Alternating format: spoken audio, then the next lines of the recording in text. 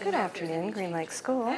I graduated from Roosevelt High School in 1973, and a couple of days later, when I really didn't have any plans, I received a telephone call from one of my former business education teachers asking if I wanted to go to work for Seattle Public Schools.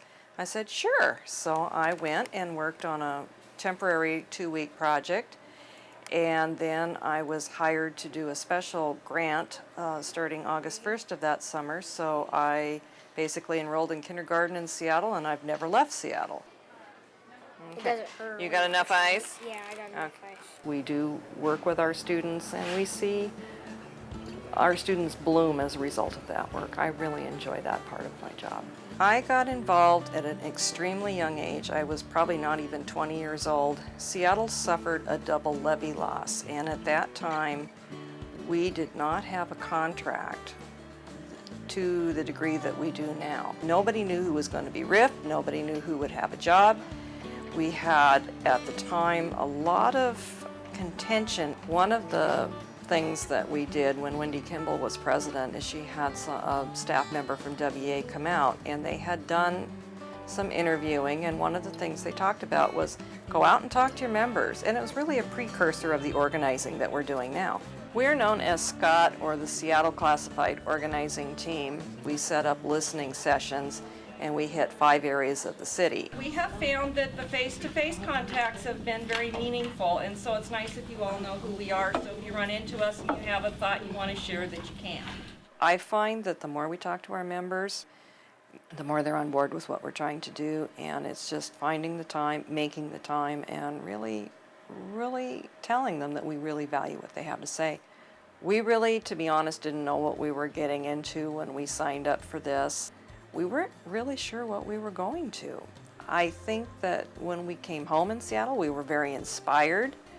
And I also saw that it was very similar to the kind of work that we were encouraged to do, to go out and talk to members. It was kind of an enlargement of that concept with more specific strategies, more specific questions, and more of a sense of urgency given the anti-union movement right now. We were not so sure when we went down to Las Vegas and we found out we were going to go out doorbelling members and actually doing the work.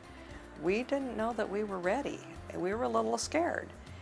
And we really weren't sure what we were going to find. And so when we went down from Seattle, we did not go together as a group. So the comfort level was even less because we were going out with people we didn't know, to people's homes we didn't know, and not knowing how we were going to be received. The reception was everything from come on in, we're so glad you're here, to basically, I hope the dogs would have chased you off. So we had everything in between. Having had that training, having gotten out, having kind of got our feet wet, I think we're on our way. People are so happy when you say, I want to come out and talk to you, I want to hear what you have to say, I want to hear what you think. They're very flattered that we think enough of them to go out and talk to them, and we need to do more of it. I think that by believing what's best for students is going to make for the best contract, I think gives us the leverage we need at the table. In my private life, when I'm away from association business and Seattle Public Schools, one of my favorite things is to take my camera and go out and go birding. I'm a sucker for anything that looks cute, fuzzy. So we're very excited about our little duck. One day, our 3rd and 4th grade class was outside in the front foyer and they were playing, and suddenly they discovered that the mom had a nest, so they came in and told us about it. Sure enough, she's laying there, and we could tell it was a nest because it was all fluffy with all the feathers. So the kids have been really good. They made a little sign for everyone so that they don't walk through the flower bed, and one of my assistants and I got some stakes and put some string out there so we can give her some space and a little buffer. We're hoping around Memorial Day, judging from the time that we've noticed on the calendars. On Friday, Team A invites a couple of classrooms and they have a sing-along. And this has kind of been a long-standing tradition that's led by some of the people in Team A. I've been working on the railroad just to pass the time away.